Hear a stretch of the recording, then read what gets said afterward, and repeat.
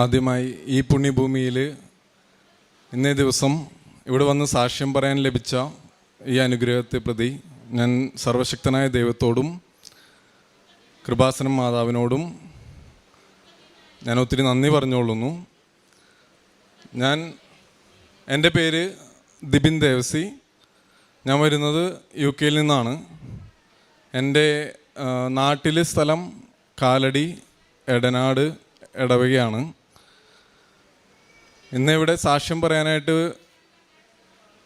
ആദ്യമായി എനിക്ക് പറയാനുള്ളത് 2017 ഞാൻ വിദേശത്ത് നിന്ന് വെക്കേഷൻ വരുമ്പോൾ എൻ്റെ ഫാമിലിയായിട്ട് വരുമ്പോൾ എൻ്റെ വൈഫ് എന്നോട് പറഞ്ഞു, കൃപാസനം എന്ന് പറഞ്ഞ സ്ഥലമുണ്ട്, അവിടെ നമുക്ക് പോകണം. അന്ന് എനിക്ക് ആദ്യത്തെ കുട്ടി ജനിച്ചിരിക്കുന്ന സമയമാണ്. അപ്പോൾ ഞാൻ എൻ്റെ വൈഫിനോട് ആദ്യമായിട്ട് പറഞ്ഞത് ഇനി ഏതൊക്കെ സ്ഥലങ്ങളുണ്ടെന്നാണ് ചോദിച്ചത്. കാരണം നാട്ടിൽ വന്നു കഴിഞ്ഞാൽ ആകെ 10-28 ദിവസം ഉണ്ടാവുള്ളൂ. അതിൽ തന്നെ പകുതി ദിവസവും അവളുടെ നേർച്ചകൾക്ക് ഓരോ സ്ഥലങ്ങളിലേക്കുള്ള ഓട്ടമാണ്. അപ്പോൾ ഞാൻ വൈഫിനോട് പറഞ്ഞു, നമുക്ക് പോവാം, പക്ഷേ നീ ഒരുപാട് എന്നെ നിർബന്ധിക്കരുത് ഒരു കാര്യങ്ങൾക്കെന്ന് പറഞ്ഞു. കാരണം വൈഫിൻ്റെ അമ്മ അവിടെ ഉണ്ട്, അമ്മ ഒറ്റയ്ക്കാണ്. അപ്പോൾ അമ്മ എല്ലാ സ്ഥലങ്ങളിലും പ്രാർത്ഥനയ്ക്ക് പോകും. അപ്പോൾ ഞാൻ വൈഫിനോട് പറയും, അമ്മ ഒറ്റയ്ക്കാണ്, അമ്മയ്ക്ക് ഇഷ്ടം പോലെ സമയമുണ്ട്, അമ്മയ്ക്ക് പ്രാർത്ഥനകൾക്കായിട്ട് ഓരോ സ്ഥലങ്ങളിൽ പോകാൻ പറ്റും, പ്രാർത്ഥിക്കാൻ പറ്റും. പക്ഷെ നമുക്ക് അതേപോലെ അല്ലല്ലോ. അതിനനുസരിച്ച് നീ അമ്മയുടെ വർത്തമാനം കേട്ട് നമ്മൾ വെക്കേഷൻ വരുമ്പോൾ ഓരോ സ്ഥലങ്ങളിലേക്കും എന്നെയും കൂടി അതിലേക്ക് കൊണ്ടുപോകരുതെന്ന് പറയും. പക്ഷെ അങ്ങനെ 2017 ഇവിടെ വന്നു. ആ സമയത്ത് ആദ്യമായിട്ട് ഞാൻ ഈ ഭാഗത്തേക്ക് ആദ്യമായിട്ടായിരുന്നു വന്നത്. അപ്പോൾ ആദ്യമായിട്ട് വരുമ്പോൾ തന്നെ അവിടെ അച്ഛൻ ക്ലാസ് എടുത്തുകൊണ്ടിരിക്കേണ്ടായിരുന്നു. കുറച്ചു നേരം കേട്ടു. എനിക്ക് അച്ഛൻ്റെ സംഭാഷണ ശൈലിയും കാര്യങ്ങളൊന്നും അത്രയ്ക്കും ഇഷ്ടപ്പെട്ടില്ല. കാരണം ഇഷ്ടപ്പെടാതെയാണല്ലോ ഞാൻ വന്നത്. അതിനുശേഷം ഇവിടെ വന്നിരുന്നു. അപ്പോൾ ഞാൻ വൈഫിനോട് പറഞ്ഞു, നീ പെട്ടെന്ന് കാര്യങ്ങളൊക്കെ തീർത്ത് പ്രാർത്ഥിക്കാനുണ്ടെങ്കിൽ വേഗം പ്രാർത്ഥിച്ചിട്ട് വരണം. ഞാൻ എന്നിട്ട് അവസാനം ആ മൂലയ്ക്ക് അവിടെ ചെയറിലിരിക്കായിരുന്നു. ഇതിനുശേഷം ഞങ്ങൾ വെക്കേഷൻ കഴിഞ്ഞ് തിരിച്ചു പോയപ്പോൾ ഞാൻ വൈഫിനോട് അത്ര ഹാപ്പി ആയിരുന്നില്ല. ഇതിന് ശേഷം 2019 വെക്കേഷൻ വന്നപ്പോഴും ഞാൻ വന്നു. അന്ന് എൻ്റെ കൂടെ രണ്ടാമത്തെ കുട്ടിയുണ്ട്. 2020 ഞാൻ വിദേശത്തായിരുന്നല്ലോ എന്ന് പറഞ്ഞല്ലോ. അപ്പോൾ 2019 വരുമ്പോൾ രണ്ടാമത്തെ കുട്ടിയും ജനിച്ചു. കോംപ്ലിക്കേഷൻസ് ഒന്നുമില്ല. പക്ഷേ മൂന്നാമത്തെ കുട്ടി ജനിക്കുമ്പോൾ എൻ്റെ ആഗ്രഹം, എൻ്റെ ജോലി എന്ന് പറയുന്നത് ആദ്യത്തെ ഒരു 7 വർഷം ഞാൻ ദുബായ് ആൻഡ് അബുദാബി ആയിരുന്നു. അപ്പോൾ അവിടെ ഒരു ഹോട്ടലിൽ ആണ് വർക്ക് ചെയ്തത്. അപ്പോൾ അവിടെ നിന്ന് പിന്നെ ഒരു എയർലൈനിലേക്ക് ക്യാബിൻ ക്രൂ ഇൻചാർജായിട്ട് മാറി, അതിലേക്ക് ജോലിക്ക് കയറി. അപ്പോൾ ഇതിലൊക്കെ ലൈഫ് എന്ന് പറയുന്നത് എപ്പോഴും ഒരു അടിച്ചുപൊളിയായിരുന്നു. അടിച്ചുപൊളി എന്ന് പറഞ്ഞാൽ തീരെ ഞാൻ പ്രാർത്ഥിക്കും, പള്ളിയിൽ പോകും, എല്ലാം ചെയ്യും. അങ്ങനെ തെറ്റായിട്ടുള്ളൊരു കാര്യങ്ങളും ചെയ്യുന്നില്ലെങ്കിൽ കൂടി നമ്മൾ ഈ അമ്മമാരുടെ പ്രാർത്ഥനയുടെ ആ ഒരു നമ്മൾ ആ സമയത്തൊന്നും ഒരു അപ്പനായിട്ടില്ല, അത്രയും മെച്യൂർഡായിട്ടില്ല. അപ്പോൾ അത്രയും ഓരോരുത്തരും കണ്ണീരൊഴുക്കി പ്രാർത്ഥിക്കുമ്പോഴും അതിൻ്റെ ആ ഒരു വലിപ്പം എനിക്കറിയില്ലായിരുന്നു, അതിൻ്റെ ഒരു ആഴം അറിയില്ലായിരുന്നു. ഓരോരോ ആവശ്യങ്ങൾക്ക് ഇപ്പോൾ നമ്മുടെ കുടുംബത്തിൽ മക്കളായിട്ട് IELTS പഠിക്കണമെന്നോ ജോലിക്ക് അന്വേഷിക്കുമ്പോൾ ഒക്കെ മാതാപിതാക്കളായിരിക്കും മക്കളെക്കാളും ഇരട്ടിയായിട്ട് പ്രാർത്ഥിക്കണേ. അപ്പോൾ ഇതെല്ലാം കഴിഞ്ഞ് 2020 എൻ്റെ ജോലി നഷ്ടപ്പെട്ടു. അപ്പോൾ ആ നഷ്ടപ്പെടുന്ന സമയത്ത് എനിക്ക് കാര്യമായൊന്നും തോന്നിയില്ല ഉള്ളിൽ. കാരണം എൻ്റെ കൂട്ടുകാരും നാട്ടിലേക്ക് വന്നില്ല. പക്ഷെ ഞാൻ പാട്ടും പാടി നാട്ടിലേക്ക് വന്നു. കാരണം എൻ്റെ ആഗ്രഹം കുടുംബത്തോടുകൂടി ഒന്ന് നിൽക്കണമെന്നായിരുന്നു. മൂന്നാമത് കുട്ടി ജനിച്ചത് 2020 ഓഗസ്റ്റിലാണ്. കൊറോണ സമയത്തായിരുന്നു. അപ്പോൾ ഒത്തിരി കോംപ്ലിക്കേറ്റഡ് ആയിരുന്നു. അപ്പോഴാണ് ഞാൻ പ്രാർത്ഥനയിലേക്ക് ഒത്തിരി ആഗ്രഹിച്ച് വൈഫിൻ്റെ എന്താണ് കൃപാസനം, ആ ബുക്കുകളൊക്കെ എടുത്ത് പയ്യെ നോക്കി വായിച്ചു. അതിനുശേഷം നാട്ടിൽ വന്നതിന് ശേഷം ഇവിടെ വന്നു, പ്രാർത്ഥിച്ചു. പക്ഷെ അന്ന് എൻ്റെ പ്രാർത്ഥനയിൽ വ്യത്യാസം വന്നു. അന്നിവിടെ വരുന്നത് എന്തിനാണെന്ന് എനിക്ക് മനസ്സിലാക്കാനുള്ളൊരു ആരംഭമായിരുന്നു അത്. പക്ഷെ വന്ന് ഒരു മാസം, രണ്ടാമത്തെ മാസം തന്നെ വിദേശത്തേക്ക് പോകാനുള്ള അടുത്ത വഴികൾ നോക്കി വെച്ചിരുന്നു. 2022 ആദ്യം വൈഫും തൊട്ട് പുറകെ ഞാനും വിദേശത്തേക്ക് പോകുന്നു. അവിടെ ചെന്ന് ജോലി അന്വേഷിക്കുന്നു. പെട്ടെന്ന് ജോലി കിട്ടുന്നു. അപ്പോഴൊക്കെ എന്നിലുള്ള ഞാൻ എന്ന ഭാവം, ഓവർ കോൺഫിഡൻസ്, അത് എന്നിൽ വർദ്ധിക്കാൻ തുടങ്ങി. കാരണം എവിടെ ജോലി അപ്ലൈ ചെയ്താലും എനിക്കത് കിട്ടാൻ തുടങ്ങി. എനിക്കങ്ങനെ ജോലിക്കൊരു ബുദ്ധിമുട്ടുണ്ടായിരുന്നില്ലെങ്കിലും അവിടെ ഗ്രേറ്റ് ഓർമണ്ട് സ്ട്രീറ്റ് എന്ന് പറഞ്ഞാൽ വേൾഡിൽ തന്നെ ബെസ്റ്റ് ഹോസ്പിറ്റലിൽ ഒന്നായ ഹോസ്പിറ്റലിൽ എനിക്ക് എക്സ്പീരിയൻസ് ഉള്ളതുകൊണ്ടും അത്യാവശ്യം ഇംഗ്ലീഷ് ഹാൻഡിൽ ചെയ്യാൻ സാധിക്കണ കാരണം എനിക്ക് അവിടെ തന്നെയാണ് ആദ്യമായിട്ട് ജോലി കിട്ടിയത്. അപ്പോൾ അവിടെ ജോലി കിട്ടി.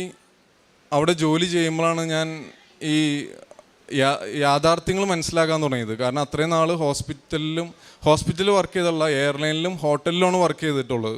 അന്നാണ് പ്രാർത്ഥനയിലേക്ക് ശരിക്കും ഓരോ കുട്ടികളും അനുഭവിക്കണ ഓരോരോ ബുദ്ധിമുട്ടുകൾ, അവരുടെ രോഗങ്ങൾ, ഇതെല്ലാം കണ്ടപ്പോഴാണ് ഇതിൻ്റെ വലിപ്പം, യാഥാർത്ഥ്യ ജീവിതം എന്താണെന്നും യാഥാർത്ഥ്യം എന്താണെന്നും എനിക്ക് മനസ്സിലായത്. ഈ ഗ്രേറ്റ് ഓർമണ്ട് സ്ട്രീറ്റിൽ വരുന്ന പിള്ളേരെന്ന് പറയുന്നത് ഈ വേൾഡിൽ തന്നെ ഏറ്റവും കോംപ്ലിക്കേറ്റഡ് ആയിട്ടുള്ള രോഗങ്ങളായിരിക്കും ആ ഹോസ്പിറ്റലിൽ അഡ്മിഷൻ എടുക്കുക. അപ്പോൾ അതിൽ ഇൻറ്റേർണൽ ഓർഗൻസ് ഇല്ലാത്ത പിള്ളേരുണ്ടാവും, അല്ലെങ്കിൽ ക്യാൻസർ സംബന്ധമായ അസുഖങ്ങളുള്ള പിള്ളേരുണ്ടാവും. അങ്ങനെ ഒത്തിരി ബുദ്ധിമുട്ടുകളിൽ കടന്നു പോകുന്നതാണ്. പക്ഷെ അവർക്ക് പൈസയുണ്ട്. ഇൻ്റർനാഷണൽ പേഷ്യൻസ് വാർഡ് എന്ന് പറഞ്ഞാൽ വലിയ വലിയ ഷേഖുമാരുടെയും വലിയ വലിയ കോടീശ്വരന്മാരുടെ കുട്ടികളൊക്കെ ആയിരിക്കും അവിടെ പേയ്മെൻറ്റ് കൊടുത്ത് അവർ ചികിത്സിക്കുക. അപ്പോൾ അന്ന് എനിക്കൊരു കാര്യം മനസ്സിലായി. ഒരു കാലത്ത് പൈസയാണ് എല്ലാം, അല്ലെങ്കിൽ പൈസ ഉണ്ടെങ്കിലാണ്, ഇന്നും നമ്മൾ വിശ്വസിക്കുന്നത് പൈസ ഉണ്ടെങ്കിലേ കാര്യങ്ങൾ നടക്കുകയുള്ളൂ, പൈസ വേണം പൈസ വേണം. പക്ഷെ ആ ഒരു ഹോസ്പിറ്റലിലെ റൂമിൽ അവരെല്ലാം പൈസക്കാരാണ്. പക്ഷെ അവരുടെ ഉള്ള ഒരു പിഞ്ചോമന എന്ന് പറയണത് അവർക്ക് ആറ്റുനോറ്റിരുന്ന് കിട്ടിയതായിരിക്കും. പക്ഷേ ആ കുട്ടികളിൽ നിന്ന് എടുത്ത് താലോലിക്കാനോ അവരുടെ കൂടെ ഓടിക്കളിക്കാനോ മാതാപിതാക്കൾക്ക് സാധിക്കാത്തൊരവസ്ഥ എന്നെ ഒത്തിരിയധികം ചിന്തിപ്പിച്ചു. ഇനി അങ്ങോട്ട് മുന്നോട്ടാണെങ്കിൽ ഹെൽത്ത് കെയറിൽ തന്നെ ജോലി ചെയ്യണമെന്നും ഒരാഗ്രഹം എന്നിൽ വന്നു. ഇതിന് ശേഷം ഈ സാക്ഷ്യം പറയുന്ന മെയിൻ സാക്ഷ്യങ്ങൾ എന്തെന്ന് ചോദിച്ചാൽ, ഇതിന് ശേഷം ഒരു ദിവസം എൻ്റെ കുട്ടിക്ക്, രണ്ടാമത്തെ കുട്ടിക്ക് 40 ഡിഗ്രി പനി. അന്നേ ദിവസമാണ് എൻ്റെ ചേച്ചി മിഡ്ലാൻഡ്സിൽ, മാഞ്ചസ്റ്ററിൽ നിന്നും എൻ്റെ വീട്ടിലേക്ക് ലണ്ടനിലേക്ക് ജസ്റ്റ് ഒരു വിസിറ്റിന് വരാണ്. 2 വർഷത്തെ എൻ്റെ ചേച്ചി എന്നെ കാണാൻ വന്നതാണ് ഒറ്റയ്ക്ക്. അതും എൻ്റെ ചേച്ചി ഒത്തിരി ദൈവത്തിൽ ആശ്രയിക്കുന്ന, പ്രാർത്ഥിക്കുന്ന, മുടങ്ങാതെ കുർബാന കാണാൻ ശ്രമിക്കുന്ന ഒരു വ്യക്തിയാണ്. എൻ്റെ ചേച്ചി എന്നെ കാണാൻ വന്ന ദിവസം രാത്രി 8:30 വരെ ഞങ്ങൾ കുക്ക് ചെയ്യണു, സംസാരിക്കണു, എല്ലാം ചെയ്തെങ്കിലും രാത്രി ഒരു 9 മണിയായപ്പോൾ എൻ്റെ കുട്ടിക്ക് 40 ഡിഗ്രി പനി. ആ പനി പിടിച്ച് അവനെയും കൊണ്ട് ഞങ്ങൾ ANEയിലേക്ക് ഓടി ചെന്നു. അവിടെ ഒരു ഹോൾ നൈറ്റ് വെയിറ്റ് ചെയ്തു. ഡോക്ടർ പറഞ്ഞു നമുക്ക് കിഡ്നി ഒന്ന് ടെസ്റ്റ് ചെയ്യണം. അതിനുശേഷം എന്നെ വീട്ടിലേക്ക് കാൽപോളും ന്യൂറോഫിനും മാറി മാറി തരും അവിടെ. അതെല്ലാം കൊടുത്തിട്ടും പനി കുറയുള്ള, തോളത്ത് കിടക്കാണ്, ഇവിടെ എല്ലാം ചുട്ടുപൊള്ളാണ്. അപ്പോൾ കൃപാസനത്തിൽ വന്നെങ്കിലും കൃപാസനത്തിൽ എൻ്റെ വൈഫ് പറയും, ദിബിനൊന്ന് ഉടമ്പടി എടുത്തു നോക്ക്, എടുക്കാൻ പാടില്ലേ. അപ്പോൾ എനിക്ക് അവളുടെ ഏത് നേരവും പ്രാർത്ഥനയും കാര്യങ്ങളും കാണുമ്പോൾ അവളോട് ഞാൻ പറയും, താൻ ബാധി ദൈവം ബാധി. നമ്മൾ 6 നിയോഗം എഴുതിയിട്ട് ഇനിയും ദൈവം തരും, ഈ 6 നിയോഗങ്ങളൊന്നും കരുതി പ്രയത്നിക്കാതിരുന്നിട്ട് കാര്യമില്ല. അപ്പോൾ ഞാൻ വൈഫിനെ എപ്പോഴും ഉപദേശമാണ്, നീ ഇത്രയും സമയം സ്പെൻഡ് ചെയ്യണത് നീ പ്രവർത്തിക്കാനായിട്ട് ഉപയോഗിക്കുക, ഇതായിരുന്നു. അപ്പോൾ ഈ പനി എന്തായാലും കുറയണില്ല. പനി കുറയാതെ വന്ന സമയത്ത് ഞാനപ്പോൾ തമാശയ്ക്ക് പറഞ്ഞു, ഇത് ഞാൻ മുട്ടുകുത്താൻ വേണ്ടിയിട്ടാണ്, ദൈവത്തിലേക്ക് അടുക്കാൻ വേണ്ടിയിട്ടായിരിക്കും, മാതാവിലേക്ക് അടുക്കാൻ വേണ്ടിയിട്ടായിരിക്കും. അറിവില്ലായ്മ കൊണ്ടാണെങ്കിലും അറിഞ്ഞാണെങ്കിലും ഞാൻ പലതും പറഞ്ഞതാണല്ലോ. ഞാൻ എന്നിട്ട് ഈ പനി മാറുന്നില്ല, എൻ്റെ സിസ്റ്റർ തിരിച്ചു പോയി. അപ്പോൾ ഒരു ദൈവനിയോഗം എന്ന പോലെ ചേച്ചി ആ ദിവസം അവിടെ വരാനും എനിക്കൊരു സപ്പോർട്ടായിരുന്നു. ചേച്ചി പറഞ്ഞ കാരണമാണ് ഹോസ്പിറ്റലിൽ പോയതും. ഇതിന് ശേഷം എൻ്റെ വൈഫ് ജോലിക്ക് പോയേക്കണു. ഞാൻ എന്നിട്ട് പനി പിടിച്ച് കുട്ടി മുകളിൽ റൂമിൽ കിടക്കണു. ഞാൻ നേരെ വന്ന് മാതാവിൻ്റെ തൈലം എടുക്കുകയും ഞാൻ എൻ്റെ മുട്ടുകുത്തി മാപ്പ അപേക്ഷിച്ചു. ഞാൻ പറഞ്ഞു പോയതിനെല്ലാം എന്നോട് ക്ഷമിക്കണേ. ഞാൻ ഈ തൈലം പൂശി പ്രാർത്ഥിക്കുന്ന സമയത്ത് എൻ്റെ കൊച്ചിൻ്റെ പനി വിട്ടു പോകണേന്നെല്ലാം പ്രാർത്ഥിച്ചിട്ട് ഞാൻ മുകളിൽ ചെന്ന് തൈലം വിശ്വാസപ്രമാണം ചൊല്ലി തൈലം പുരട്ടി. തൈലം പുരട്ടുമ്പോൾ അതിനുശേഷം ഞാൻ ടെമ്പറേച്ചർ നോക്കുമ്പോൾ എൻ്റെ കുട്ടിക്ക് 36 ടെമ്പറേച്ചർ കണ്ടത്. ആ നിമിഷം തന്നെ ആ പനി വിട്ടുപോയി. അതെനിക്കൊരു അനുഭവമായിരുന്നു. അങ്ങനെ ഞാൻ ഓൺലൈൻ ഉടമ്പടി എടുക്കുകയാണ്. ഞങ്ങൾ അവിടെ നിന്ന് വീട് ഷിഫ്റ്റ് ചെയ്യാൻ നോക്കുന്നു. ഒത്തിരി ദൂരയിലേക്ക് 2.5 മണിക്കൂർ യാത്ര ചെയ്യണം. അവിടേക്ക് ഷിഫ്റ്റ് ചെയ്യണേക്കാളും മുമ്പ് നമുക്ക് ആദ്യമായി വേണ്ടത് ഒരു അക്കോമഡേഷനാണ്.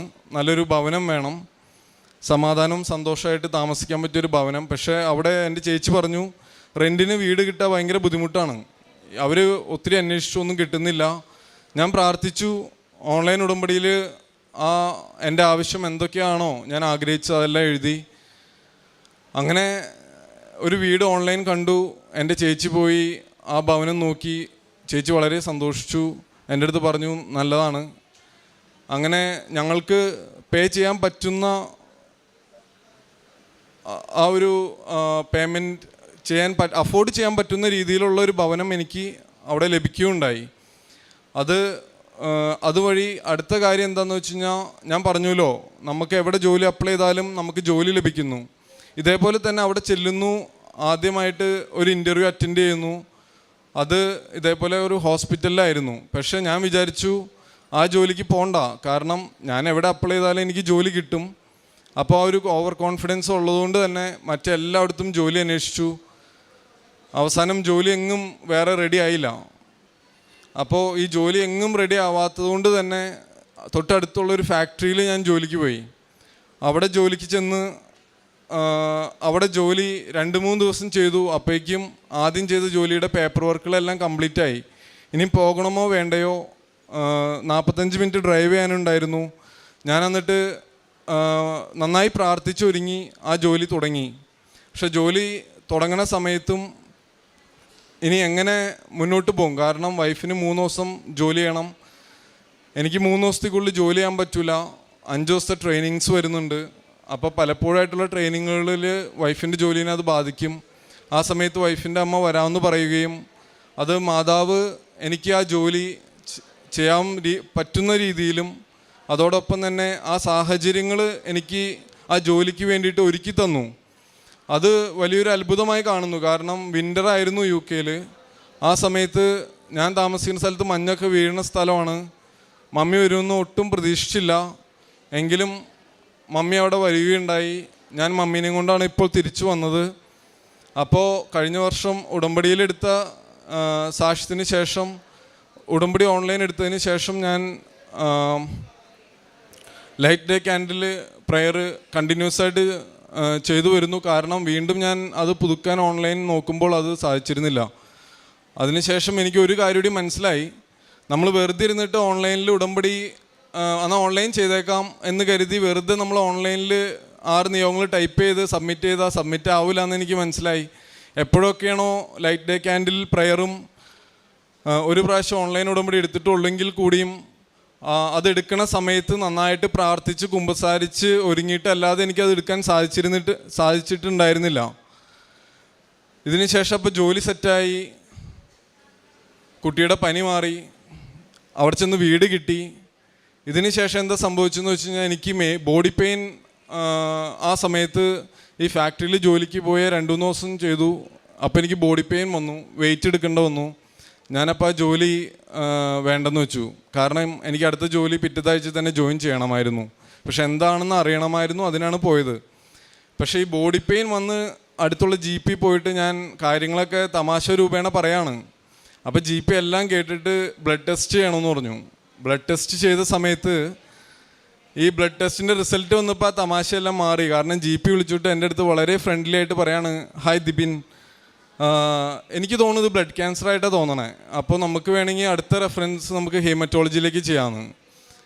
അപ്പോൾ ഷോപ്പിംഗ് സെൻറ്റർ ആയിരുന്നു എൻ്റെ അടുത്ത് വളരെ തമാശ രൂപേണ, വൈഫ് കൂടെ ഉണ്ട്. GP എൻ്റെ അടുത്ത് പറഞ്ഞു, എനിക്ക് തോന്നുന്നത് ബ്ലഡ് ക്യാൻസർ ആണ് ദിബിൻ, അങ്ങനെയാണ് തോന്നണേ നിൻ്റെ റിസൾട്ട് കണ്ടിട്ടെന്ന്. അത് ആ സമയത്ത് എനിക്ക് പെട്ടെന്ന് അത് ഉൾക്കൊള്ളാൻ സാധിച്ചില്ല. കാരണം നമ്മൾ ഇവിടെ വരുമ്പോഴും എവിടെ പോകുമ്പോഴും നമ്മൾ കേട്ടിട്ടുണ്ട് മറ്റൊരാൾക്ക് ആക്സിഡൻ്റ് ഉണ്ടായി, മറ്റൊരാൾക്ക് ബ്ലഡ് ക്യാൻസർ വന്നു, മറ്റൊരാൾക്ക് അത് സംഭവിച്ചു, ഇത് സംഭവിച്ചു, ബുദ്ധിമുട്ടുകളാണ്. അപ്പോഴൊക്കെ ചിലപ്പോൾ ചിലർ പറയായിരിക്കും പ്രാർത്ഥിക്കാം. പക്ഷേ ഇത് അവനവന് വരുമ്പോഴാണ് ഇതിൻ്റെ ഒരു ഡെപ്ത്, ഇത് എത്രത്തോളം ആഴത്തിലുള്ള കേസുകളാണെന്ന് മനസ്സിലാവണത്. ഇതിനിപ്പോൾ ഒരു ക്യാൻസർ വന്നം എന്ന് കേൾക്കണമെന്നില്ല, ഒരു തലവേദന ആയിക്കോട്ടെ, വന്നവനാണ് അതിൻ്റെ ബുദ്ധിമുട്ട് അറിയുള്ളൂ അല്ലേ. അപ്പോൾ ഞാൻ ആ നിമിഷം അത് പെട്ടെന്ന് ഉൾക്കൊണ്ടില്ലെങ്കിലും വീട്ടിൽ ചെന്ന് അതൊരു ആഴ്ച എടുത്തു എനിക്കൊന്ന്. കാരണം 2-3 വീക്സോളം ഉണ്ട് എനിക്ക് അടുത്ത അപ്പോയിൻമെൻറ്റ്. ഞാനത് വൈഫിനോട് പറഞ്ഞു. പക്ഷെ അവൾ പ്രാർത്ഥിക്കണോണ്ടും എപ്പോഴും ഈ പ്രാർത്ഥിക്കണോണ്ടാണെന്നും അറിയില്ല, അവളോട് എന്തെങ്കിലും പറഞ്ഞാൽ അവൾ പെട്ടെന്ന് അങ്ങനെ കരയണതോ അങ്ങനെ തകരണതോ ആയിട്ട് ഞാൻ കണ്ടിട്ടില്ല. കരയാണെങ്കിൽ എൻ്റെ മുമ്പിൽ കരയില്ല, മാതാവിനോടെ കരയുള്ളൂ, മാതാവിൻ്റെ അടുത്ത് പ്രാർത്ഥിച്ചിട്ടേ കരയുള്ളൂ. അങ്ങനെ ശരി ഞാൻ സമ്മതിച്ചു, ഓക്കെ ഇതാണ് ദൈവത്തിൻ്റെ ഹിതങ്ങി നടക്കട്ടെ, കാരണം എനിക്കിതൊന്നും ചെയ്യാനില്ലല്ലോ. അപ്പോൾ നമുക്ക് ഇതിൻ്റെ ട്രീറ്റ്മെൻറ്റോ കാര്യങ്ങളോ അങ്ങനെയാണെന്ന് വെച്ച് കഴിഞ്ഞാൽ മുന്നോട്ട് പോകാം. അപ്പോൾ എനിക്കറിയാം എൻ്റെ ഒരു ആൻറ്റിക്ക് ഇത് വന്ന് ഇതല്ല വന്നതാണ്, പക്ഷേ ഇതേപോലെ ഒരു അസുഖം വന്നിട്ട് വളരെ കോൺഫിഡൻറ്റോടുകൂടി ആൻറ്റി എൻ്റെ അടുത്ത് പറഞ്ഞു, ദിബിനെ ഇതെല്ലാം ദൈവത്തിൻ്റെ കയ്യിലാണ്. അപ്പോൾ ഞാനും വിചാരിച്ചു, ദൈവം, എൻ്റെ അമ്മ എപ്പോഴും പറയും, ദൈവം അറിയാതെയും അനുവദിക്കാതെയും നിൻ്റെ ജീവിതത്തിൽ ഒന്നും സംഭവിക്കില്ല എന്ന്. അപ്പോൾ ഈ കഴിഞ്ഞ 1.5 വർഷമായിട്ട് എന്നും എൻ്റെ മനസ്സിൽ ഇതിങ്ങനെ വന്നുകൊണ്ടിരിക്കും, ദൈവം അറിയാതെയും അനുവദിക്കാതെയും നിൻ്റെ ജീവിതത്തിൽ ഒന്നും തന്നെ സംഭവിക്കില്ല. ഇതെപ്പോഴും നമ്മളിങ്ങനെ ഇത് 1.5 വർഷമായിട്ട് എൻ്റെ ഉള്ളിൽ ഇങ്ങനെ എപ്പോഴും ഞാൻ പറഞ്ഞുകൊണ്ടിരിക്കുന്ന ഒരു കാര്യമാണ്. അങ്ങനെ ഇതിൻ്റെ റിസൾട്ട് വന്നു. ഞാൻ ഹെമറ്റോളജിയിൽ ഡോക്ടറെ കാണാൻ പോയി.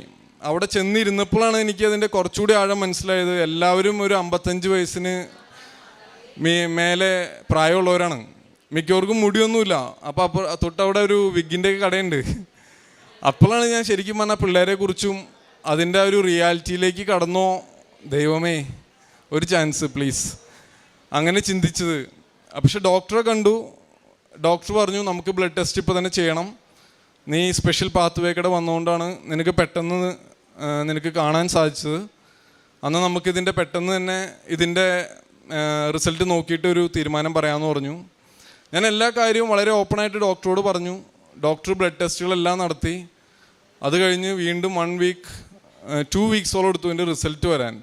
അപ്പോൾ റിസൾട്ടിൽ പറയണത് എന്താണെന്ന് വെച്ച് കഴിഞ്ഞാൽ ഡോക്ടർ സൈൻ ഓഫ് ചെയ്തു. എന്നിട്ട് പറഞ്ഞു, നമുക്ക് വൈറ്റമിൻ ഡി അല്ലെങ്കിൽ അത്തരത്തിലുള്ള ഒരു ടെസ്റ്റുകൾ കൂടി നടത്താം, നിനക്ക് ക്യാൻസറിൻ്റേതായിട്ടുള്ള ഒരു ലക്ഷണങ്ങളും അല്ലെങ്കിൽ അതിൻ്റേതായിട്ട് സ്ഥിരീകരിക്കാവുന്ന ഒരു കാരണങ്ങളും ഇല്ല എന്നാണ് അതിൽ പറയണത്.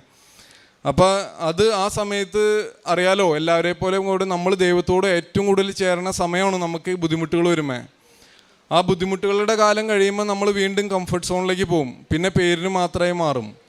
അപ്പോൾ എൻ്റെ ഈ സാക്ഷ്യത്തിൽ എനിക്ക് തോന്നുന്നു ഏറ്റവും വലിയൊരു സാക്ഷ്യമാണ് അത്. കാരണം അതിലൂടെ കടന്നു പോയവർക്കറിയാം അതിൻ്റെ വലിപ്പം എത്രമാത്രമാണെന്ന്. ഇതിന് ശേഷം അതല്ലെന്ന് സ്ഥിരീകരിച്ചു. അപ്പോൾ എൻ്റെ കാറ്, ഞാൻ കാറിനെ കുറിച്ച് പറഞ്ഞിരുന്നില്ല. അപ്പോൾ കാറ് എനിക്ക് മാറ്റണമെന്നുണ്ടായിരുന്നു എൻ്റെ കാറ്. അപ്പോൾ ഈ കാറെന്ന് പറയുന്നത് ഒരു 20 ഇയേഴ്സോളം പഴക്കമുള്ള ഒരു കാറാണ്. എങ്കിലും നല്ല കാറാണെങ്കിലും അതിൻ്റെ ഓട്ടോമാറ്റിക് ആയതുകൊണ്ട് തന്നെ ആ ഗിയറുകളുടെ ഷിഫ്റ്റിങ്ങും കാര്യങ്ങളെല്ലാം പ്രോപ്പറായിട്ട് മാറുന്നുണ്ടായിരുന്നില്ല. അപ്പോൾ ഞാൻ മനസ്സിൽ പറഞ്ഞു, ഓൺലൈൻ ഈ ലൈറ്റ് ഡേ ക്യാൻഡിലിൽ ഞാൻ മെൻഷൻ ചെയ്തിരുന്നു, എനിക്ക് നല്ലൊരു കാറ് വേണം മാതാവേ. പക്ഷേ എൻ്റെ ഇപ്പോൾ ഉള്ള വണ്ടി എനിക്ക് മറ്റൊരാൾക്ക് കൊടുക്കാൻ എനിക്ക് മനസ്സ് വരുന്നില്ല, മറ്റൊരാൾ ഉപയോഗിക്കണമെന്നും ഞാൻ ആഗ്രഹിക്കുന്നില്ല. കാരണം ചെറിയൊരു വണ്ടി, അത് പഴക്കം ചെന്ന വണ്ടി വാങ്ങിക്കുന്നത് തീർച്ചയായിട്ടും ഒരുപാട് സാലറിയോ അല്ലെങ്കിൽ അതിന് മാത്രം സാമ്പത്തികമുള്ള ഒരാളായിരിക്കില്ല. പക്ഷെ ആ വണ്ടി മനസ്സറിഞ്ഞ് എനിക്കൊരാളും വാങ്ങിക്കണമെന്ന് ആഗ്രഹിക്കാത്തത് കൊണ്ട് ഞാൻ മാതാവിനോട് പറഞ്ഞു, ഇതിന് ഒരു വഴി നീ കാട്ടി തന്നെ ഈ വണ്ടിയൊന്നും മാറ്റാൻ. ഞാൻ ഡ്യൂട്ടിക്ക് പോകായിരുന്നു. ഒരു സിഗ്നലിൻ്റെ നടുക്ക് എത്തിക്കഴിഞ്ഞപ്പോൾ പെട്ടെന്ന് റൈറ്റിൽ നിന്ന് ഒരു കാറ് വന്ന് ഒറ്റയിടി. അന്നേ വരെ ആക്സിഡൻറ്റ് എന്താണെന്ന് ഞാൻ കണ്ടിട്ടില്ല, പക്ഷെ കേട്ടിട്ടുണ്ട്. അതിൻ്റെ വലിപ്പം അറിയില്ലായിരുന്നു. പിന്നീടുണ്ടായ അരമണിക്കൂർ ഞാൻ അവിടെ ഇരുന്ന് ഉരുകായിരുന്നു. പക്ഷെ ഞാൻ അവിടെ പറഞ്ഞൊരു കാര്യം, അവിടെ ആക്സിഡൻറ്റുകൾ സംഭവിക്കുമ്പോൾ നമ്മൾ പോലീസിനെ വിളിക്കുകയോ അവിടെ സഹായിക്കാൻ റോട്ടിലൂടെ ആൾക്കാർ വന്ന് സഹായിക്കുകയല്ല, നമ്മൾ ഇൻഷുറൻസിനെ നേരിട്ട് വിളിക്കുകയാണ് ചെയ്യണേ. ഞാൻ പറഞ്ഞു, എൻ്റെ മാതാവേ, എനിക്ക് എൻ്റെ കാര്യങ്ങളെല്ലാം നടത്തി തന്നെ സംഭവിച്ചു. ആ ഇടിച്ച ആൾ വന്ന് ഡോറ് നോക്ക് ചെയ്തിട്ട് തുറക്കാൻ പറ്റുന്നില്ല. അപ്പുറ സൈഡിൽ വന്ന് എനിക്ക് എഴുതി തന്നിട്ട് എൻ്റെ അടുത്ത് പറഞ്ഞു, നീ ഇൻഷുറൻസിനെ വിളിച്ചാൽ മതി. അവിടുന്ന് അങ്ങോട്ടുള്ള എല്ലാ കാര്യങ്ങളും 3-ാമത്തെ ദിവസം എനിക്ക് എൻ്റെ കാറിൻ്റെ പേയ്മെൻറ്റ് കിട്ടി. ഞാൻ അറിയാവുന്ന എൻ്റെ കൂട്ടുകാരോട് പറഞ്ഞു, എൻ്റെ ആ കാറിന് കിട്ടാവുന്നതിനേക്കാളും കൂടുതൽ മാർക്കറ്റ് വാല്യൂ അവിടെ കിട്ടി. അങ്ങനെ ഞാനും എൻ്റെ വൈഫും മനസ്സിൽ ഒട്ടും തന്നെ ചിന്തിക്കാത്ത ഒരു കാറ് ഓടിപ്പോയി വാങ്ങിക്കുകയും ആ ആക്സിഡൻറ്റ് വഴി കിട്ടിയത് ഏറ്റവും വലിയത് മാതാവിൻ്റെ സംരക്ഷണമാണ്. അത് ഞാൻ ഉറച്ചു വിശ്വസിക്കുന്നു. മാതാവിനോട് അല്ലെങ്കിൽ ഈശോനോട് നമ്മൾ മാതാവിനോട് ഉടമ്പടി, ലൈറ്റ് ഡേ ക്യാൻഡിൽ പ്രയർ, നിരന്തരമുള്ള പ്രാർത്ഥന, ഇതെല്ലാം വഴി ആണ് എനിക്ക് ആ സംരക്ഷണം കിട്ടിയതെന്ന് ഉറച്ച് വിശ്വസിക്കുന്നു. അതിനുശേഷം ഞാൻ പോയി വാങ്ങിച്ച കാറ് ഒരു ബ്ലൂ കളറായിരുന്നു. അപ്പം മമ്മി വീട്ടിലുണ്ടായിരുന്നു. മമ്മി പറഞ്ഞു, ദിബിനെ, അന്ന് ആദ്യമായിട്ട് ഇവിടെ വന്നിട്ട് എല്ലാവരും തള്ളി പറഞ്ഞു പോയ ഞാൻ പിന്നെ മാതാവിൽ വിശ്വസിക്കുന്ന പറഞ്ഞ് മമ്മി പറഞ്ഞു, ഇത് ബ്ലൂ കളർ നിനക്ക് മാതാവ് തന്നിട്ടുള്ള വണ്ടി തന്നെയാണ്. കാരണം എൻ്റെ ലിസ്റ്റിലേ ഇല്ല അങ്ങനെ ഒരു കാറ് വാങ്ങിക്കണമെന്ന്. പക്ഷേ കാറ് കണ്ട എല്ലാവരും പറഞ്ഞു അത് നല്ലൊരു കാറാണ്. തീർച്ചയായിട്ടും ഇതിൽ ദൈവിക ഇടപെടലുണ്ടായി ഈ ഒരു ട്രാൻസാക്ഷൻ, ഈ ഒരു കാര്യങ്ങളെല്ലാം നടന്നതിൽ. പലരും ഇവിടെ വന്നിട്ട് ഇപ്പോൾ അവിടെ ഇവിടെയൊക്കെ നിൽക്കണം കണ്ടപ്പോൾ ഞാൻ മനസ്സിലാലോചിച്ചു, ദൈവമേ, ആരെങ്കിലും ഇവിടെ സ്വന്തം മക്കളുടെ കൂടെ ഒരു കൂട്ടിന് വന്നതായിട്ടോ, അല്ലെങ്കിൽ ജസ്റ്റ് കൃപാസനത്തിൽ എത്തിക്കാൻ വേണ്ടി കൂടെ വന്നതായിട്ടോ, അതല്ലെങ്കിൽ ഭാര്യ നിർബന്ധിച്ചു ഇവിടെ വന്നു, ഇവിടെ കണ്ടു, തിരിച്ചു പോയി. അപ്പം ഈ രീതിയിൽ ആരെങ്കിലും ഉണ്ടെങ്കിൽ തന്നെ അവരൊരു രീതിയിലും ഭയപ്പെടണ്ട. കാരണം ഈ അച്ഛൻ, ഞാൻ ആദ്യമായ ദിവസം ഇവിടെ വന്നപ്പോൾ അച്ഛൻ്റെ ഈ ഇവിടുത്തെ സാക്ഷ്യങ്ങളിലും അച്ഛൻ സംസാരിക്കുന്നതിലൊക്കെ ഒരു കാര്യം പറയുന്നുണ്ട്, ഒരു ദൈവവിളി ഇല്ലാതെ ഒരിക്കലും ഒരാൾക്കും ഈ പുണ്യഭൂമിയിൽ കാല് ചവിട്ടാൻ സാധിക്കില്ല എന്ന്. അപ്പോൾ അത് എൻ്റെ ഒരു സാക്ഷ്യം വഴി ഞാനത് വീണ്ടും പറയാണ്. നിങ്ങൾ എവിടെ ഉറങ്ങിക്കിടന്നാലും ഈ പുണ്യഭൂമിയിൽ എത്ര സംശയിച്ച് കാല് ചവിട്ടിയാലും പൈസയും ആരോഗ്യവും ഉള്ളപ്പോൾ ഇവിടെ വന്ന് കാഴ്ചക്കാരനെ പോലെ എല്ലാം കണ്ട് കാഴ്ചക്കാരനെ പോലെ തിരിച്ചു പോയാൽ പോലും പേടിക്കണ്ട. ഇവിടെ വന്നിട്ടുണ്ടെങ്കിൽ അവിടെ മാതാവ് നിങ്ങളെ സ്നേഹിക്കുന്നുണ്ട്. അവിടെ ഈശോൻ്റെയും തിരുരക്തത്തിൻ്റെയും വിശുദ്ധ കുരിശിൻ്റെയും ഒരു സംരക്ഷണം നിങ്ങളിലുണ്ട്. അത് തീർച്ചയായിട്ടും എൻ്റെ ഈ സാക്ഷ്യത്തിലൂടെ ഇവിടെ നിന്ന് എനിക്കിത് പറയാൻ സാധിക്കും. പിന്നെ ഇന്നിവിടെ സാക്ഷ്യം പറയാൻ വന്നപ്പോൾ തന്നെ എനിക്കൊരു ഡൗട്ട് ഉണ്ടായിരുന്നു, എനിക്ക് സാക്ഷ്യം പറയാൻ പറ്റുമോ ഇല്ലയോ എന്ന്. സിസ്റ്ററിനും ഒരു ചെറിയ ഡൗട്ട് തുടക്കത്തിലുണ്ടായി. പക്ഷേ ഞാൻ ഇവിടെ സാക്ഷ്യം പറയണമെന്നുള്ളതും ഇവിടെ ഈ ആൾത്താരയിൽ ഞാൻ മൈക്ക് പിടിച്ച് നിൽക്കുമെന്നുള്ളതും എനിക്ക് ഉറപ്പായിരുന്നു. കാരണം ഞാനിവിടെ ഈ സാക്ഷ്യം പറയും. ഞാൻ ഈ ലൈഫിലൂടെ എല്ലാം ഇവിടെ വന്നിട്ടുള്ള അനുഭവങ്ങളിലൂടെ കടന്നു പോയപ്പോൾ എനിക്ക് മനസ്സിലായി, എന്നെ ഇതിലൂടെ എല്ലാം ദൈവം നടത്തിക്കൊണ്ട് പോയത് മാതാവിൻ്റെ ഒരു പ്രത്യേക ദൈവത്തിൻ്റെ പദ്ധതിയാണ്. കാരണം ഇവിടെ ഇന്ന് മയക്കം പിടിച്ച് ഈ നിമിഷം ഇവിടെ നിൽക്കണം എന്നുള്ളതിന് ഒരു പ്രത്യേക പദ്ധതി ഉണ്ട്. അത് ഞാൻ ഉറച്ച് വിശ്വസിക്കുന്നു. കാരണം ഇന്നിവിടെ വരുമ്പോൾ വിദേശത്തു നിന്ന് തന്നെ ഓസ്ട്രേലിയയിൽ നിന്നുള്ള എൻ്റെ കൂട്ടുകാരനായിട്ട് വന്നതാണ്. അപ്പോൾ അവനും ഇതേപോലെ 2-3 ദിവസം കൂടി നാട്ടിലുള്ളൂ, ഞാനും 2-3 ദിവസം കൂടി ഉള്ളൂ.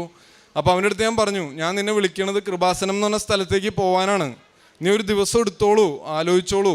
പക്ഷെ മനസ്സില്ലാതെ ഞാൻ വിളിച്ചതിൻ്റെ പേരിൽ നീ വണ്ടി എടുത്ത് വെറുതെ എൻ്റെ കൂടെ ഒരു കമ്പനിക്ക് വേണ്ടി വരണ്ട. കാരണം ഇവിടെ എന്താണ് നടക്കണമെന്നും ഇവിടുത്തെ സിസ്റ്റം എന്താണെന്നും എല്ലാം നന്നായി എനിക്ക് മനസ്സിലായി. ആദ്യം ഇവിടെ വന്ന് ഒന്നും ഇഷ്ടപ്പെടാതെ അന്നാ ഫേസ്ബുക്കിൽ വഴിയും യൂട്യൂബ് വഴിയും ഷെയർ ചെയ്തോളൂ എന്ന് എപ്പോഴും അച്ഛൻ പറയുമ്പോഴും അല്ലെങ്കിൽ ആരെങ്കിലും പറയുമ്പോൾ ഞാൻ ചിന്തിക്കും, എത്രയോ നല്ല പരിപാടിയാണ്. കാരണം ഈ ഷെയറിങ് കൂട്ടാനും കണ്ടൻറ് ക്രിയേഷനും പൈസ ഉണ്ടാക്കാനും വേണ്ടിയിട്ടാണോ എന്ന് അന്ന് തുടക്കകാലത്ത് ഞാൻ സംശയിച്ചു പോയി. എന്നെപ്പോലെ ഒത്തിരി യൂത്തായിട്ടുള്ള ഒത്തിരി പേര് ഇങ്ങനെ ചിന്തിക്കുന്നവരുണ്ടെന്ന് എനിക്ക് ഉറപ്പാണ്. കാരണം 4 പേര് കൂടുന്നിടത്ത് ഒരിടയ്ക്ക് കൃപാസനത്തെക്കുറിച്ച് കുറ്റം പറയായിരുന്നു. അപ്പോൾ ആരെങ്കിലും പറയാണ്, കൃപാസനത്തിൽ തന്നെ പോകണമെന്നില്ല, ഇതേപോലെ എന്തോരം സ്ഥലങ്ങളുണ്ട്, ചെകുത്താൻ വരെ അത്ഭുതങ്ങൾ പ്രവർത്തിക്കും. അപ്പം ഞാനും പറയും, ശരിയാ, ചെകുത്താനും വരെ അത്ഭുതങ്ങൾ പ്രവർത്തിക്കും, അതിന് കൃപാസനത്തിൽ ഇപ്പോൾ അത്ഭുതങ്ങൾ നടക്കുന്നത് ഇതുകൊണ്ടായിരിക്കണമെന്നില്ലല്ലോ എന്നെല്ലാം പറഞ്ഞ് ഞാനും സപ്പോർട്ട് ചെയ്യായിരുന്നു. പക്ഷേ പിന്നീട് എനിക്ക് മനസ്സിലായി, ചിലപ്പോൾ എൻ്റെ അപ്പച്ചൻ പറഞ്ഞിട്ടുണ്ട്, നിനക്ക് പിള്ളേരുണ്ടാവുമ്പോഴാണ് ആ പിള്ളേർ വഴി ഓരോ കാര്യങ്ങൾ നമുക്ക് മനസ്സിലാവുള്ളൂ എന്നുള്ളത്. അപ്പോൾ പ്രായത്തിൻ്റെ ഒരു പ്രശ്നം എവിടേക്കോ ഉണ്ട് നമ്മളിൽ. പിന്നെ നാടെന്ന് പറയുന്നത് ഒരു കംഫർട്ട് സോണാണ്. ഈ നാട്ടിൽ നമുക്ക് ഒന്നും വേണ്ട, ഇവിടെ വന്ന് നമുക്ക് അപ്പച്ചൻ്റെ അമ്മച്ചിയുണ്ട്, സഹോദരങ്ങളുണ്ട്, നമുക്ക് നല്ല അന്തരീക്ഷമുണ്ട്. പക്ഷെ നമ്മൾ വിദേശത്തേക്ക് പോയി കഴിഞ്ഞാൽ, ഇവിടെ ഒത്തിരി പേര് ഇരിക്കുന്നുണ്ടാവും, പ്രാർത്ഥിക്കുന്നുണ്ടാവും വിദേശത്തേക്ക് പോകാൻ. പക്ഷെ വിദേശത്തേക്ക് പോയി കഴിഞ്ഞാൽ നമ്മുടെ പ്രാർത്ഥനാ ജീവിതം ഒത്തിരി വർദ്ധിക്കും. കാരണം ഇവിടെ നമുക്കൊരു വിഷമം വരുമ്പോൾ നമ്മുടെ അമ്മ പള്ളിയിലേക്ക് ഓടും, ധ്യാനകേന്ദ്രങ്ങളിലേക്ക് ഓടും. പക്ഷെ കുട്ടികൾ എത്ര പേര് ധ്യാനകേന്ദ്രങ്ങളിലേക്ക് ഓടുന്നവരുണ്ടാവും? കാരണം അവർക്ക് ജീവിതാനുഭവം കുറവാണ്. ഈ ജീവിതാനുഭവം ഉണ്ടാവണ എപ്പോഴാണെന്ന് വെച്ച് കഴിഞ്ഞാൽ, നമ്മളായി ഒരു രാജ്യത്ത് പോയിട്ട് സ്വന്തമായിട്ട് ജീവിക്കാൻ ശ്രമിക്കുമ്പോൾ, ഒരു കുടുംബം പടുത്തുയർത്താൻ ശ്രമിക്കുമ്പോഴാണ് ഒരു കുടുംബം ഉയർത്തുന്നതിൻ്റെ വിഷമവും വേദനയും അതിൻ്റെ പ്രയാസങ്ങളും ആ സമയത്ത് നമ്മൾ തിരിച്ചറിയും. നമ്മുടെ അപ്പനില്ല, അമ്മയില്ല, ആരുമില്ല. ആരാ ഉള്ളത്? നമ്മുടെ റൂമിൽ വെച്ചിരിക്കുന്ന കുരിശുമേൽ തൂങ്ങിക്കിടക്കുന്ന നമ്മുടെ ഈശോ, മാതാവ്, ഇതൊക്കെയാണ് നമുക്കുള്ളത് കൂട്ട്. അപ്പോൾ നമ്മുടെ വിശ്വാസം വർദ്ധിക്കും. മറ്റാരോടും പറഞ്ഞ് നമ്മുടെ വിഷമങ്ങൾ ഷെയർ ചെയ്ത് നടന്നൊരു സമയമുണ്ടാവും. ഇപ്പോൾ ഏറ്റവും കൂടുതൽ എല്ലാവരും എന്ത് ഫൈനാൻഷ്യൽ ക്രൈസിസ് ആയിക്കോട്ടെ, ഹെൽത്ത് കണ്ടീഷൻ ആയിക്കോട്ടെ, എന്ത് ഇഷ്യൂ വന്നാലും ആരോടും പറയാൻ ആഗ്രഹിക്കുന്നില്ല. അവനൊരു ബുദ്ധിമുട്ടില്ല എന്ന് അറിയിക്കാനാണ് എല്ലാവരും മത്സരിക്കുന്നത്. ഞാനിവിടെ ഈ സാക്ഷ്യം പറയുമ്പോൾ ഞാൻ പറയാണ്, എന്നെപ്പോലെ ഒത്തിരി പേര് ബുദ്ധിമുട്ടുകൾ അനുഭവിക്കുന്നവരുണ്ടാവും, എന്നെപ്പോലെ ഒത്തിരി പേര് സംശയത്തോടെ നോക്കി കാണുന്നതുണ്ടാവും. ഈ കൃപാസനം എന്നുള്ളത് സ്വർഗത്തിനും ഭൂമിക്കും ഇടയ്ക്ക് ദൈവം പണിതിട്ടുള്ള ഒരു ബ്രിഡ്ജാണ്. ഈ ബ്രിഡ്ജിലൂടെ ഇവർ പറയുന്ന കാര്യങ്ങൾ അതൊരിക്കലും നമ്മൾ സത്യക്രിസ്ത്യാനികൾ അല്ലെങ്കിൽ ദൈവത്തിൽ വിശ്വസിക്കുന്നവർ പാലിക്കേണ്ട കാര്യങ്ങളെ ഇവിടെ പറയുന്നുള്ളൂ. അതുകൊണ്ട് തന്നെ തീർച്ചയായിട്ടും ഈ കൃപാസനത്തിൽ വന്നിട്ടുള്ള ഒരാൾ പോലും എല്ലാം ഉൾക്കൊള്ളാൻ സാധിച്ചില്ലെങ്കിൽ പോലും ഒരു ദൈവവിളി ഇല്ലാതെ ഇവിടെ വരാൻ സാധിക്കില്ല എന്നും അതുവഴി അവരറിയാതെ തന്നെ ഒത്തിരി അനുഗ്രഹങ്ങൾക്കിടെ ഒരു ബണ്ടിലായിട്ടാണ് അവർ ഇവിടുന്ന് തിരിച്ചു പോകുന്നത് എന്ന് ഞാൻ ഉറച്ചു വിശ്വസിക്കുന്നു. ഇവിടെ വന്ന് സാക്ഷ്യം പറയാൻ, അതേപോലെ തന്നെ പ്രേക്ഷിത പ്രവർത്തനങ്ങളായിട്ട് ഞാൻ ചെയ്തത് എന്താണെന്ന് വെച്ചാൽ, നമുക്ക് ഒരു 3 കുട്ടികളായിട്ട് വിദേശത്ത് ജീവിക്കുന്നവർക്കറിയാം സമയത്തിൻ്റെ പരിധി, നമുക്ക് സമയ ലഭ്യത ഒത്തിരി കുറവാണ് മറ്റുള്ള പ്രേക്ഷിത പ്രവർത്തനങ്ങൾക്ക് ഇറങ്ങാൻ. പക്ഷേ ആരെങ്കിലും സങ്കടങ്ങൾ പറയുമ്പോൾ അവരുടെ ആവശ്യങ്ങൾ ജെന്യൂനാണെന്ന് മനസ്സിലാക്കി കഴിഞ്ഞാൽ നമ്മളെക്കൊണ്ടാവാവുന്ന സഹായങ്ങൾ അവർക്ക് ചെയ്യാറുണ്ട്. പിന്നെ ഏതൊരു വ്യക്തിക്കും വളരെ എളുപ്പത്തിൽ ചെയ്യാൻ പറ്റിയൊരു പ്രേക്ഷിത പ്രവർത്തനമാണ് നമ്മുടെ ഫേസ്ബുക്കിലും വാട്സപ്പിലൊക്കെ സ്റ്റാറ്റസ് ഇടാന്നുള്ളതും ഷെയർ ചെയ്യാന്നുള്ളതും വചനം പങ്കുവെക്കുക എന്നുള്ളതും. വചനം പങ്കുവെക്കുന്നത് സ്റ്റാറ്റസായിട്ട് വാട്സപ്പിൽ കണ്ടില്ലെങ്കിൽ എൻ്റെ കൂട്ടുകാർ ചോദിക്കാറുണ്ടായിരുന്നു, ദിപിനെ ഇന്നൊന്നും കണ്ടില്ലല്ലോ, നിൻ്റെ സ്റ്റാറ്റസ് കണ്ടിട്ടാണ് ഞങ്ങൾക്ക് അന്നത്തെ ഒരു എനർജി കിട്ടണേന്ന്. പിന്നെ എല്ലാവരോടും ഞാൻ കൃപാസനത്തെക്കുറിച്ച് സംസാരിക്കാൻ തുടങ്ങി. പലപ്പോഴും എന്നേക്കാളും പ്രായം കുറഞ്ഞിട്ടുള്ളവരുടെയൊക്കെ എല്ലാവരുടെയും പ്രശ്നം, നമ്മൾ ഈ കൃപാസനത്തെക്കുറിച്ചും ദൈവത്തെക്കുറിച്ചൊക്കെ മറ്റുള്ളവരോട് പറയുകയും പള്ളിയിലെ എല്ലാ ദിവസമൊക്കെ പോയി കഴിഞ്ഞാൽ അതൊരു മറ്റുള്ളവരുടെ മുമ്പിലൊരു ചെറിയ കുറച്ചിലായിട്ടാണ് എല്ലാവരും കാണുന്നത്. പക്ഷേ സത്യത്തിൽ പറഞ്ഞാൽ നമ്മുടെ ഓരോരുത്തരുടെയും ജീവിതത്തിൽ ഓരോ അവസ്ഥകൾ വരുമ്പോഴാണ് ഇതിൻ്റെ ആഴം മനസ്സിലാക്കണേ. ആദ്യമേ പള്ളി പോകുമ്പോൾ എന്താണ് കുർബാന എന്നും കുർബാനയിൽ എത്രത്തോളം അതിന് ഡീപ്പായിട്ട് പങ്കെടുക്കണമെന്നും മനസ്സിലാക്കാൻ സാധിക്കാത്തൊരു കാലഘട്ടം എൻ്റെ ജീവിതത്തിലുണ്ടായിരുന്നു. ഉടമ്പടി എടുത്തതിന് ശേഷം പ്രാർത്ഥനയിൽ അതെല്ലാം ശ്രദ്ധിക്കാൻ തുടങ്ങിയതിന് ശേഷവും പാലിക്കാൻ തുടങ്ങിയതിന് ശേഷവും ഓരോ കുർബാനയും അത് മുടക്കരുതെന്നും കുർബാന നടക്കുമ്പോൾ തന്നെ ലഭിക്കുന്ന സമയമനുസരിച്ച് പള്ളിയിൽ പോകാനും പരിശ്രമിക്കാറുണ്ട്, കുമ്പസാരിക്കാറുണ്ട്. ഇത്രയേറെ അനുഗ്രഹങ്ങൾ തന്ന കൃപാസന മാതാവിനും അതോടൊപ്പം തന്നെ സർവശക്തനായ ദൈവത്തിനും 1000 നന്ദി. ഒരു കാര്യം പറയാൻ ഞാൻ വിട്ടുപോയി. ആദ്യമായിട്ട് ഞാൻ വന്നപ്പോൾ ഈ രൂപത്തിൽ നേരിട്ട് വന്ന് എനിക്ക് തൊട്ടുമുത്തി പ്രാർത്ഥിക്കാമായിരുന്നു. അപ്പോൾ ഒരു ചേച്ചി എന്നെ ഇവിടെ പയ്യെ പിടിച്ചൊന്ന് പുഷ് ചെയ്തിട്ട് പറഞ്ഞു, ഒരു ശ്രോസ്നാഭ വെച്ചിട്ട് വേഗം പോകാൻ പറഞ്ഞു. അപ്പോൾ അന്ന് വന്നപ്പോൾ അന്ന് പറഞ്ഞപ്പോൾ, ഇവിടെ വന്ന ആർക്കെങ്കിലും ഒരു അസൗകര്യം ഉണ്ടെങ്കിൽ നിങ്ങളതിൽ വേദനിക്കണ്ട, അതിൽ പരാതി പറയണ്ട. കാരണം ഇത്രയേറെ ജനങ്ങളെ ഇവർ അനുദിനം നിയന്ത്രിക്കുന്നതിൻ്റെ ഭാഗമായിട്ട് ഇവർക്കുള്ളിലൊരു സ്ട്രെസ് ഉണ്ടാവും. അതിൻ്റെ ഒരു ഭാഗമായി കണ്ടാൽ മാത്രം മതി. കാരണം അത് പറയാൻ കാരണം അന്ന് ഞാൻ ഒത്തിരി മിസ്അണ്ടർസ്റ്റാൻഡ് ചെയ്തു. പുറപ്പാടിൻ്റെ പുസ്തകം 25-ാം അധ്യായം 22-ാം തിരുവചനത്തിൽ വാഗ്ദാന പേടകവും വഹിച്ച് കാഹളം മുഴക്കി ജനം മുന്നോട്ട് പോയി. 7-ാം ദിവസം 7 പ്രാവശ്യം ജെറിക്കോ കോട്ട വലം വയ്ക്കുമ്പോൾ ആ കനത്ത കോട്ട നിലം പൊത്തുകയാണ്. ജോഷുവയുടെ പുസ്തകം 6-ാം അധ്യായം 6 മുതലുള്ള തിരുവചനങ്ങളിൽ നമുക്കിത് കാണുവാൻ കഴിയും. ഇവിടെ ദൈവ സാന്നിധ്യത്തിൻ്റെ കരുതലിൻ്റെ തണലിൽ താൻ വന്ന് നിന്നപ്പോൾ തനിക്ക് ആദ്യമൊന്നും മനസ്സിലായില്ല. എല്ലാറ്റിലും താനൊരു നെഗറ്റീവ് ഫീലിങ്സുമായിട്ട് ഇവിടുന്ന് പോയി എന്നാണ് ഡിബിൻ ദേവസി പറഞ്ഞു തുടങ്ങുന്നത്. ഒന്നിലും ഒരു സന്തോഷം തോന്നിയില്ല. എവിടെയും അസ്വസ്ഥതകളൊക്കെ ഫീൽ ചെയ്ത് കടന്നു പോകുന്ന മകൻ. തൻ്റെ വൈഫ് ഉടമ്പടി എടുത്തു. പിന്നീട് ഇന്ന് ഇവിടെ പറഞ്ഞ, നിങ്ങൾക്ക് ഇവിടെ വരുമ്പോൾ എന്തെങ്കിലും അസ്വസ്ഥത തോന്നുന്നുണ്ടെങ്കിൽ അത് ആരും കാര്യമാക്കണ്ട. എൻ്റെ ജീവിതത്തിൽ എനിക്കിന്ന് അതാണ് പറയാനുള്ളത്. ഇത്രയും തിരക്കിനിടയിൽ ആരെങ്കിലും നമ്മോട് എന്തെങ്കിലും പറഞ്ഞാൽ അതിനൊക്കെ കൃപയുടെ വാക്കുകളായിട്ട് അത് നമ്മുടെ ജീവിതത്തിൽ മാറും. അത് തനിക്ക് അനുഭവപ്പെടുന്നു. തൻ്റെ ഓൺലൈൻ ഉടമ്പടി light a candle prayer request ഇതിൻ്റെ സാക്ഷ്യമാണ് ഡിബിൻ ഇവിടെ പങ്കുവയ്ക്കുക. തനിക്ക് കിട്ടിയ ജോലി പോയിട്ട് പിന്നീട് ജോലി ലഭിക്കുന്നതും വീട് ലഭിക്കുന്നു, വാടക വീട്, അതൊക്കെ കിട്ടാൻ ഒത്തിരിയേറെ റിസ്ക്കുള്ള സ്ഥലം, അവിടെ തനിക്ക് വാടക വീട് ലഭിക്കുന്നു. തൻ്റെ കുഞ്ഞിൻ്റെ രോഗസൗഖ്യം, അന്നാണ് ആദ്യമായിട്ട് ഞാൻ മുട്ടുമടക്കാൻ വേണ്ടിയിട്ടാണ് ഇത് എന്ന് സ്വയം ബോധ്യപ്പെട്ട് താൻ ഉടമ്പടി നേർച്ച വസ്തുക്കൾ ഉപയോഗിച്ച്, ഉടമ്പടി തൈലം ഉപയോഗിച്ച് കുഞ്ഞിന് എങ്ങനെയാണ് സംരക്ഷണം ലഭിച്ചത്, പനി പെട്ടെന്ന് വിട്ടുമാറി എന്നാണ് ഈ മകൻ പങ്കുവയ്ക്കുക. അങ്ങനെ പിന്നീട് തനിക്ക് ഒരു വെഹിക്കിൾ ലഭിക്കുന്നതും, തനിക്കുണ്ടായിരുന്ന ഒരു വെഹിക്കിള് അത് ഒരു അപകടത്തിലൂടെ തനിക്ക് നഷ്ടപ്പെടുന്നു. എന്നാൽ ഏറ്റവും നല്ല വിലയ്ക്ക് തന്നെ ഇൻഷുറൻസ് എല്ലാമായിട്ട് അത് വിറ്റുപോകുന്നു. അപ്പോൾ അപകട സാഹചര്യങ്ങളിൽ കൂടി നടക്കുമ്പോഴും അതിലും നിന്നെക്കുറിച്ചൊരു പദ്ധതി എൻ്റെ മനസ്സിലുണ്ട്, നിൻ്റെ നാശത്തിനല്ല ക്ഷേമത്തിനുള്ള പദ്ധതി എന്ന് ജെറമിയ പ്രവാചകൻ്റെ പുസ്തകം 29:11 പറയുന്നത് ഇന്ന് താൻ അനുഭവിക്കുകയാണ്. തൻ്റെ ഓവർ കോൺഫിഡൻസ് ഒക്കെ തനിക്ക് ഒന്നുമല്ലാതായി. ഇന്ന് ദൈവത്തിൽ പൂർണ്ണമായും താൻ ആശ്രയിക്കുന്നു. അതുപോലെ കൃപാസനത്തെക്കുറിച്ച് മറ്റുള്ളവർ പറയുമ്പോൾ താനും അതിൻ്റെ കൂടെ കൂടി